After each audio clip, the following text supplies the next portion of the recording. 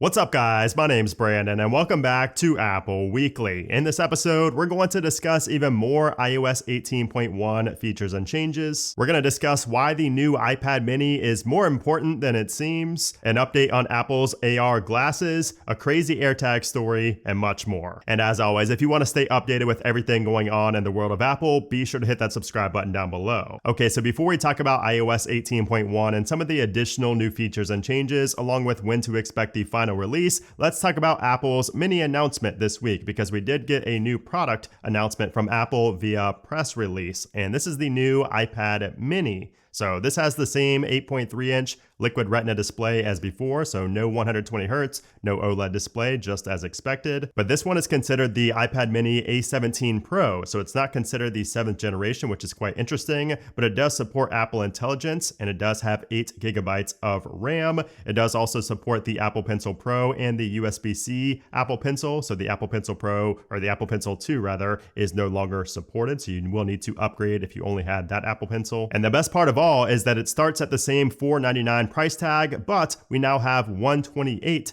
gigabytes as the starting storage option. No more 64 gigs here in 2024, which is great to see. And this does release on Wednesday, October 23rd. And this refresh might seem kind of minor on the surface, but it's actually a pretty significant update over the previous generation iPad mini. So we have double the RAM and double the storage. We have Apple Intelligence support. We have Apple Pencil Pro support and all the features that come with the Apple Pencil Pro. We have Wi-Fi 6E and Bluetooth 5.3, a faster USB-C port for faster transfer speeds, and of course we do have Apple Intelligence support as well, which is pretty big for the iPad mini, especially since it's not something that's going to get updated, every year or two. It's probably going to be at least 3 years in between refreshes for the iPad mini moving forward. Oh, and the most important thing about this new iPad mini is that it might fix the jelly scroll issue. We don't know for sure until we actually get our hands on it, but we might see a fix for the big jelly scroll issue that a lot of people had complaints about back in 2021. Now, after Apple announced the new iPad mini via a press release, I had a lot of questions of people asking me,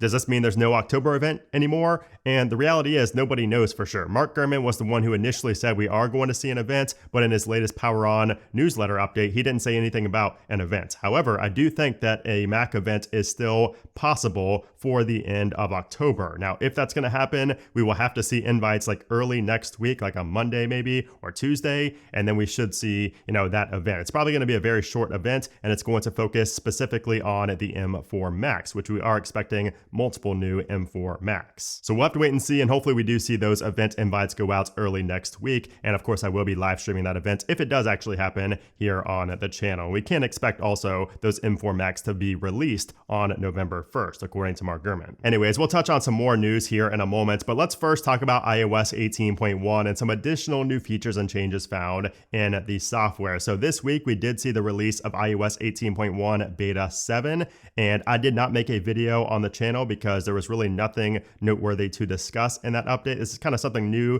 that I'm trying here on the channel based on your guys' feedback. I don't want to make videos just for the sake of making videos with just regurgitating information that I already shared, last week. I don't want to keep repeating myself in these videos if there's nothing new to discuss. So that's the main reason I didn't record a video for Beta 7. If you guys still want me to make a video, even though there's absolutely nothing new, then let me know in the comments, but I just don't want to waste your time repeating the same information over and over. So in Beta 7, there was nothing new. The only thing that I saw circulating that people thought was new was related to the clock widget. So if we go up here to add a widget and add the city digital clock widget right here, if we go ahead and add that to our home screen, and then we go ahead into edit and go to customize and have tinted icons, you can see that, let me go ahead and change this to like yellow so you can see this better. You can see that we have a more translucent clock here. So it looks a little bit more transparent than it did in prior versions. And that was not new in Beta 7. That was there in Beta 6 as well, but that is something I did want to point out. And for those asking, why would you have a clock widget on your home screen when the clock is right above it? It's just for aesthetics. It's not actually meant for,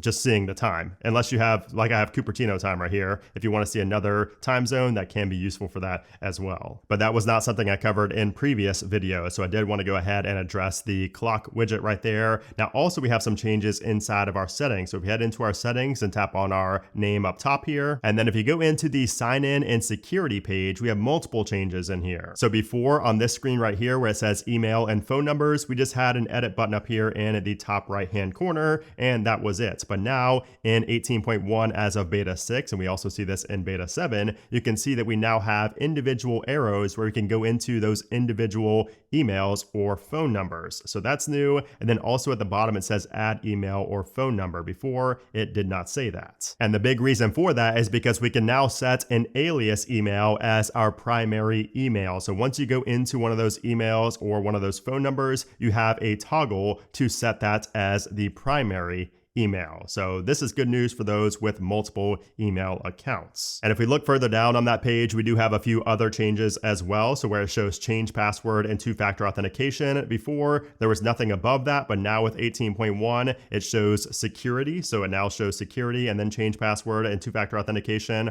Also beneath that, we have recovery method. So a new title there, and recovery contacts and recovery key are together. Whereas before we just had account recovery and it just had set up and you had to go into there to see these options. And then down at the bottom, we had automatic verification, which was for the CAPTCHAs where you can bypass CAPTCHAs. That was just a kill switch right there. But now in 18.1, as of beta 6 again, and then beta 7 as well, we have an automatic verification menu. So it's a full menu and it does say on right there instead of being a kill switch. And when you go into that, you get this new interface here with a new glyph. And we do have the kill switch for automatic verification right there. So multiple changes in this section in your iCloud settings. Not actually iCloud settings, but it's in your Apple account settings when you go to sign in and security. Now we also got some fresh information about the ChatGPT support. So as you guys know, when you tap to Siri right here, in future versions of iOS, we will be able to, have different queries go to ChatGPT if Siri cannot answer them. And we just saw new code being referenced in the back end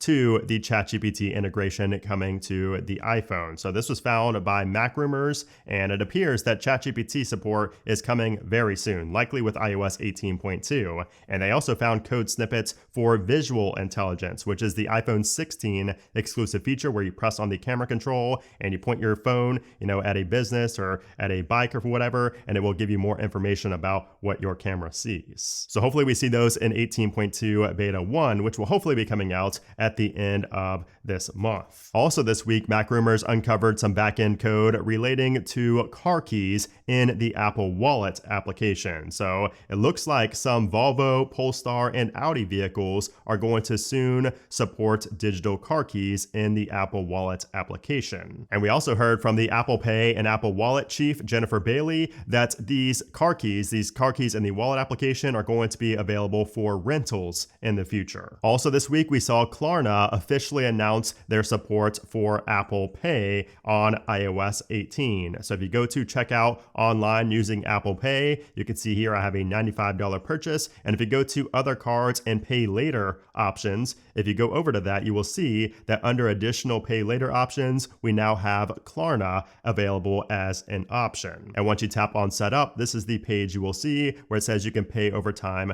with Klarna. And basically Klarna will offer an interest-free pay in 4 payment plan for purchases totaling between $35 and $2,000, which is similar to what the now defunct Apple Pay Later did. So I'm assuming Apple is doing this because Apple Pay Later is no longer an option. Also this week, Apple announced that next year, customers in the US will be able to see their PayPal balance when using their PayPal debit card in the Apple Wallet. Apple also announced this week, this was the week of Apple announcements. They also announced an update to their Business Connect feature for businesses. So now you're going to be, allowed to, if you have a company, you're going to be allowed to display your logo in the mail and phone applications, and also to the tap to pay interface. It will show your logo right up there, which is really nice. So businesses can sign up for branded mail today, the mail feature, and the logos will appear to customers later this year, as Apple says. So that's inferring that we will see those features in iOS 18.2, which is expected in December. But as for the phone feature where you can see the Walgreens phone right there, like the logo and everything. That's expected to come later. So hopefully that comes at some point next year. Now, as far as the performance and battery life goes on iOS 18.1 beta 7, again, we do have an A at the end of the build number for beta 7, but we had that for beta 6 as well. And it kind of shows with the performance. The performance is pretty much the same as it was in beta 6 for me. And if I go ahead and look at my Geekbench score here, we scored a 3474 on the single core and an 8640 on the multi-core. And if we compare that to 18.1 at beta 6, it was pretty similar. We got a 3479 and an 8631. So very, very close, slightly lower on the single core and slightly higher on the multi-core, but really not a difference at all. Now, as far as the battery life goes, battery life is solid. I've seen a lot of people complain about battery drain, but for me, battery life has been great on 18.1 beta 6 and also here on beta 7. Really not a big jump in battery life. You can see my last 24 hours here along with my last 10 days. So not a huge difference going from beta 6 to beta 7, but yeah, battery life for me has been fine. If you have any type of battery drain issues, especially if you see that home and lock screen is in your like top 2, then let me know in a comment down below, because I'm always curious to see how battery life is for you guys. It's always going to be different no matter what for every single person. Okay, so now let's talk about what to expect next from Apple. So next up is going to be iOS 18.1 RC, the release candidate build, which is essentially the final release for beta testers. So we should see that early next week, most likely on Monday or Tuesday, the 21st or the 22nd. And hopefully we do see the event invites go out for an October event. Hopefully that actually happens. Hopefully we see that around the same time, if not a little bit earlier in the day. Now, as far as the final release for iOS 18.1, according to Mark Gurman, we're going to see that on Monday, October 28th, which as of now, that does line up with everything. So we should be seeing that on Monday, the 28th. And then for those wondering if we're going to see 18.2 beta 1, it's hard to say. We should see it that same week, but Apple is tricky. You really never know what to expect from them, but I would expect them to get that out before Election Day on the 5th. So I would expect to see that the same week as the final release of 18.1, and that will include a lot of great new features as well. Okay, so now let's move on to some more Apple news. So let's start with Apple's AR glasses plan and what we can expect for the future of the Vision Pro. So Mark Gurman over at Bloomberg is reporting that Apple could launch some smart AR glasses in or around 2027. Now, he did not provide any additional details whatsoever, but he did mention that Apple is in the testing phase of this. It's just in the early stages of AR glasses. So nothing is confirmed yet, but we're hearing that those could launch around 2027, which the Meta Ray-Bans right now are crushing it. So many people that aren't even into technology love those things. So I'm really hoping Apple nails it with this, and I hope it comes within the next 5 years. And he also mentions that along with the AR glasses, Apple could launch AirPods with cameras. So these devices will be able to analyze their surroundings and provide relevant information to users, similar to what we'll be seeing with the visual intelligence feature on the iPhone 16. Now, along with the AR glasses and the AirPods with cameras, Apple is also planning a lower cost version of the Vision Pro headset. So this could be called Vision Air or just Apple Vision, is what we're hearing. So it's not going to be the Pro version. It's just going to be a lower cost version. And this is said to cost around $2,000. So unfortunately, not in the $1,000 range, it doesn't seem like, but that is expected to come pretty soon, actually, sooner than we thought. So it could come as early as next year, according to Mark Gurman. Meanwhile, he does mention that the second generation Vision Pro is expected in 2026, and this is going to get an upgraded chip and other hardware changes. So what do you guys think about a $2,000 Apple Vision or a Vision Air, whatever Apple ends up calling it? Do you think that's going to be a low enough price point for Apple to sell a lot of these, or what do you think? I mean, I'm kind of conflicted here. I think $2,000 is still too much for the average consumer for this headset, so it's going to be really interesting to see. I just hope that Apple's AR glasses can be under $1,000. Like, that's going to be key in my opinion, but it doesn't look like that's going to happen, at least for the first generation. But something that's coming within the next 2 years that we know for sure is the iPhone 18, and we're now hearing some new information about the iPhone 18 and that A20 chip, or whatever Apple ends up calling it. It looks like the A20 chip will be built on TSMC's next generation 2 nanometer fabrication process. So this can be huge, and it looks like it will also have 12 gigabytes of RAM instead of 8. And this news comes from phone chip expert on Weibo. So he mentioned that the iPhone 18 models are going to switch from the integrated fan-out packaging to wafer-level multi-chip module packaging. And then finally, just as tradition, we have another crazy AirTag story. So this time, neighbors in Michigan noticed that political signs were getting stolen out of their yard continuously. As a matter of fact, 72 political signs were stolen from people's properties.